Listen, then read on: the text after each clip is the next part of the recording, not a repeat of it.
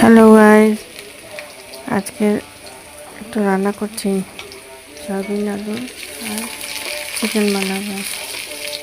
পেঁয়াজ ছেড়ে দিয়েছি, পেঁয়াজটা একটুখানি নরম হলে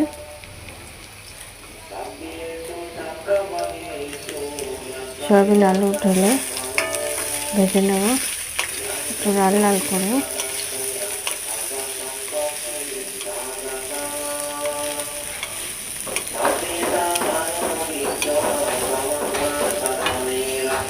একটু নেড়ে চেড়ে দেখো পেঁয়াজ ভাজা হয়ে গেছে, নরম হয়ে গেছে পেঁয়াজটা।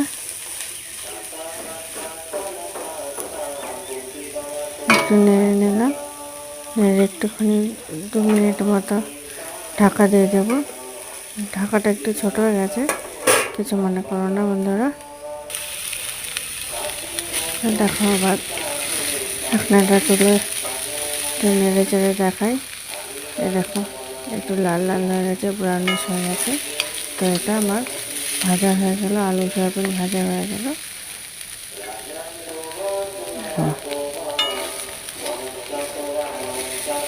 ভালো করে নেড়ে নিই। এটা আমি সয়াবিন আলুগুলো আলাদা করে আবার তুলে রাখবো না, এর মধ্যেই মশলাটা দিয়ে দেবো। চিকেনের জন্য কড়াই বসিয়ে দিয়েছি।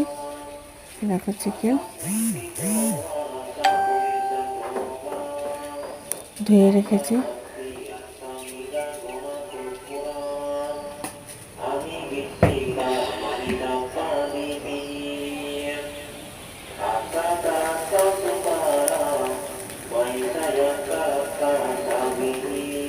সয়াবিনের মধ্যে এখন মশলা দিয়ে দেবো। রসুন বাটা, আদা বাটা, 1.5 চামচের মতো রসুন দিয়ে দিল, আদা বাটা 1/2 চা চামচ,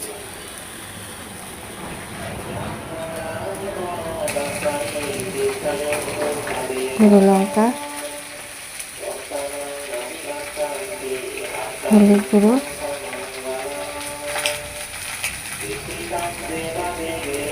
জিরে গুঁড়ো। বন্ধুরা আমরা ধনে গুঁড়ো খাই না, তাই ধনে গুঁড়ো দিয়ে জিরে গুঁড়ো,